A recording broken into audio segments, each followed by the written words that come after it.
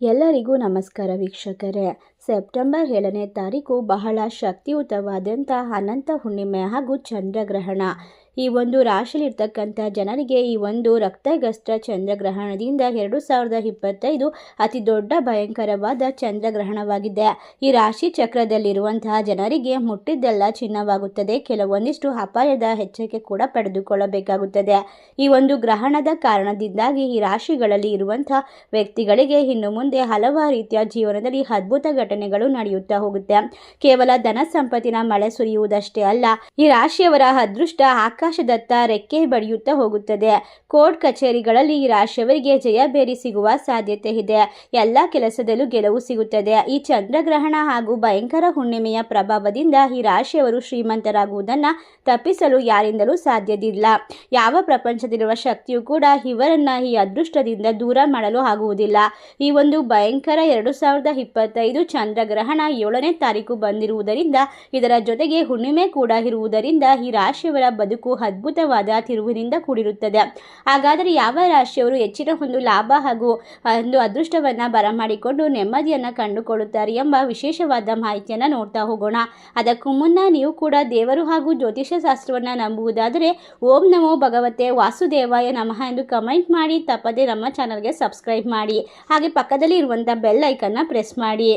ಹಾಗೂ ನಿಮ್ಮ ಜೀವನದ ಸಮಸ್ಯೆಗಳಾದ ವಿದ್ಯೆ, ಆರೋಗ್ಯ, ಕೋರ್ಟ್ ಕೇಸ್, ಪ್ರೀತಿಯಲ್ಲಿ ನಂಬಿ ಮೋಸ, ಇನ್ನು ಮುಂತಾದ ಸಮಸ್ಯೆಗಳಿಗೆ ಡಿಸ್ಪ್ಲೇ ಆಗುತ್ತಿರುವ ಗುರುಜಿ ನಂಬರ್ಗೆ ಕರೆ ಮಾಡಿ ನಿಮ್ಮ ಸಮಸ್ಯೆಗಳನ್ನು ಪರಿಹಾರ ಮಾಡಿಕೊಳ್ಳಿ. ಹೌದು, ಈ ಒಂದು ಸೆಪ್ಟೆಂಬರ್ 7ರ ರಾಶಿ ಚಕ್ರ ಜನರಲ್ಲಿರುವಂತಹ ಜನರಿಗೆ ಭಯಂಕರವಾದ ಅದೃಷ್ಟವು ಪೂರ್ತಿಯಾಗಿ ಬದಲಾಗುತ್ತದೆ. ಈ ರಾಶಿಯವರು ಹಣ ಸಂಪತ್ತಿನಿಂದ ಆವರಿಸಿಕೊಳ್ಳುತ್ತಾರೆ.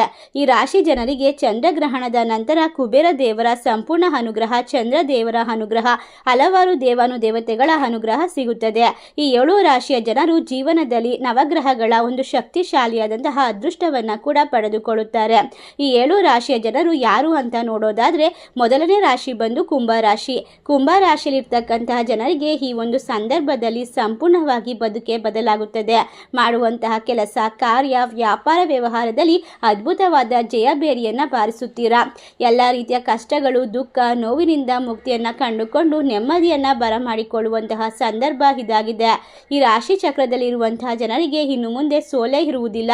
ಮುಟ್ಟಿದ್ದೆಲ್ಲ ಚಿನ್ನವಾಗುತ್ತಾ ಹೋಗುತ್ತೆ. ಯಾವುದೇ ಕೆಲಸ ಮಾಡಿದರೂ ಕೂಡ ಅದರಲ್ಲಿ ಅದೃಷ್ಟ ನಿಮ್ಮ ಕೈ ಹಿಡಿಯುತ್ತೆ. ಈ ರಾಶಿಯವರಿಗೆ ಕೋರ್ಟ್ ಕೇಸ್ ವ್ಯವಹಾರದಲ್ಲಿ ಜಯ ಸಿಗುವ ಸಾಧ್ಯತೆ ಇದ್ದು ನೆಮ್ಮದಿಯ ಜೀವನವನ್ನು ಕಂಡುಕೊಳ್ತೀರಾ. ಈ ರಾಶಿಯವರು ಇನ್ನು ಮುಂದೆ ಯಾವುದೇ ಕೆಲಸ ಮಾಡಿದರೂ ಕೂಡ, ಯಾವುದೇ ನಿರ್ಧಾರವನ್ನು ತೆಗೆದುಕೊಂಡರೂ ಕೂಡ ಎಲ್ಲವೂ ಉತ್ತಮವಾಗುತ್ತಾ ಹೋಗುತ್ತದೆ. ಮುಂದಿನ ರಾಶಿ ಸಿಂಹರಾಶಿ. ಸಿಂಹರಾಶಿಯಲ್ಲಿರ್ತಕ್ಕಂಥ ಜನರಿಗೆ ಈ ಒಂದು ಹುಣ್ಣಿಮೆ ಹಾಗೂ ಚಂದ್ರಗ್ರಹಣದ ಪ್ರಭಾವದಿಂದ ನಿಮ್ಮ ಕಷ್ಟಗಳೆಲ್ಲವೂ ದೂರವಾಗುತ್ತೆ. ಮನೆಯಲ್ಲಿ ಇರುವಂತಹ ಆರ್ಥಿಕ ಸಮಸ್ಯೆಗಳಿಂದ ಪರಿಹಾರವನ್ನು ಪಡೆದುಕೊಳ್ಳುತ್ತೀರಾ.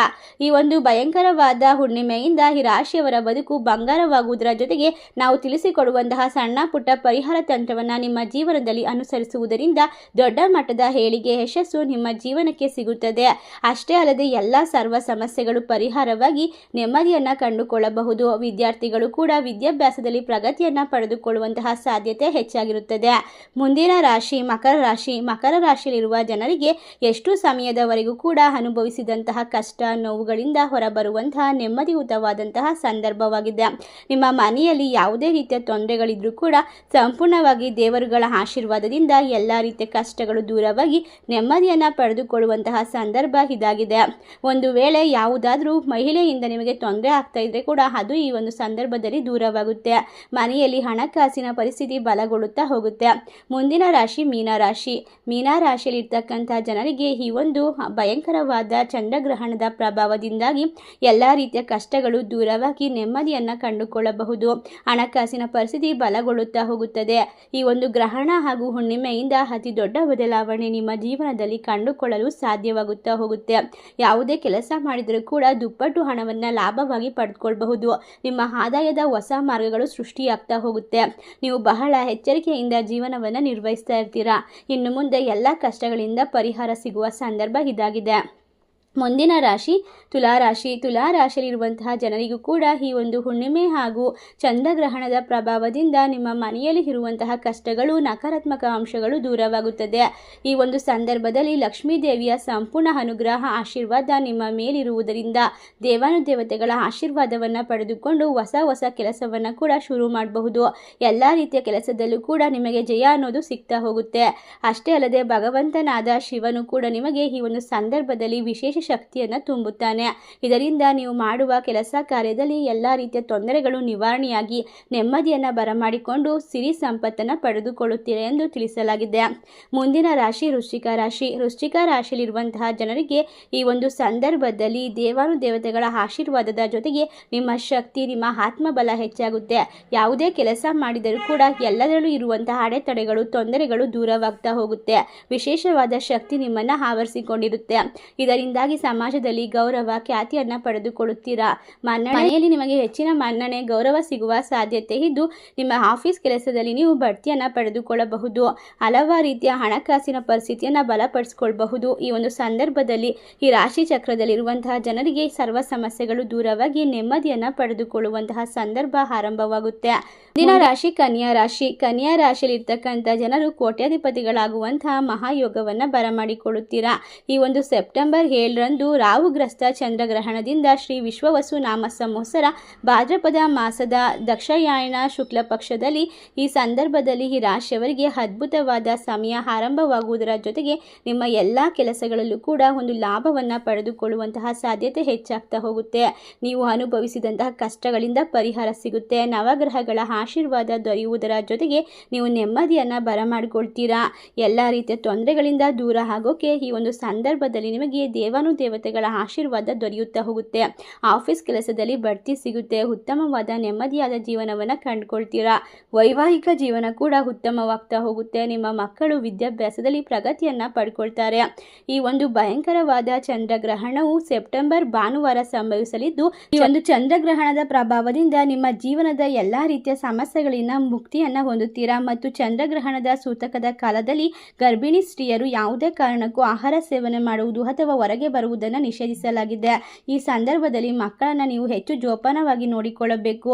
ಚಂದ್ರಗ್ರಹಣ ಮುಕ್ತಾಯವಾದ ನಂತರ ದೇವರಿಗೆ ಪೂಜೆ ಪುನಸ್ಕಾರಗಳನ್ನು ಮಾಡಿಕೊಳ್ಳಬಹುದು. ಚಂದ್ರಗ್ರಹಣದ ಸಮಯದಲ್ಲಿ ಜಪ ತಪವನ್ನು ಮಾಡುವುದರಿಂದ ಯಾವುದೇ ತೊಂದರೆಗಳು ನಿಮ್ಮ ಜೀವನದಲ್ಲಿ ಬರುವುದಿಲ್ಲ. ಇನ್ನು ಗರ್ಭಿಣಿ ಸ್ತ್ರೀಯರು ಬಹಳಷ್ಟು ಎಚ್ಚರಿಕೆಯನ್ನು ವಹಿಸಬೇಕಾಗುತ್ತದೆ. ವೇದ ಪುರಾಣಗಳ ಪ್ರಕಾರ ಗ್ರಹಣಗಳ ಕಾಲದಲ್ಲಿ ಆತ್ಮಗಳ ಶಕ್ತಿ ಹೆಚ್ಚಾಗಿರುತ್ತದೆ. ದುಷ್ಟಶಕ್ತಿಗಳ ಕಾಟ ಕೂಡ ಹೆಚ್ಚಾಗುತ್ತೆ. ಇದರಿಂದ ಎಲ್ಲರಿಗೂ ಕೂಡ ಕೆಲವೊಂದಿಷ್ಟು ಕೆಡಕಾಗುವ ಸಾಧ್ಯತೆ ಇರುವುದರಿಂದ ಮಹಾಶಿವನ ಕೃಪಕಟಾಕ್ಷಕ್ಕೋಸ್ಕರ ಚಂದ್ರಗ್ರಹಣದ ದಿನದಂದು ಮಹಾಶಿವನಿಗೆ ಜಪ ತಪವನ್ನು ಮಾಡುವುದು ನಿಮಗೆ ಉತ್ತಮವಾದ ಫಲವನ್ನು ತಂದುಕೊಡುತ್ತದೆ.